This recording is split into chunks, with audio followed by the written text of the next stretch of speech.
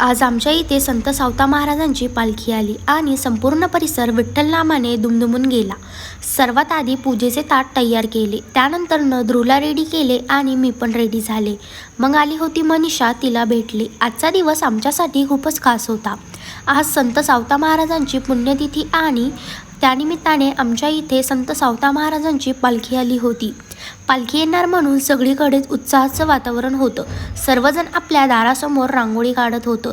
ढोल ताशांचा गजर, टाळ, मृदुंगाचा आवाज आणि ज्ञानोबा तुकारामाच्या जयघोषणेने संपूर्ण परिसर भक्तिमय झाले होते। पालखीचे दर्शन घेतल्यानंतर आम्ही तिथेच थोडा वेळ थांबलो आणि त्यानंतर आमच्या इथे दरवर्षी पुण्यतिथीनिमित्त जेवण ठेवतात, तर मग आम्ही जेवण केले।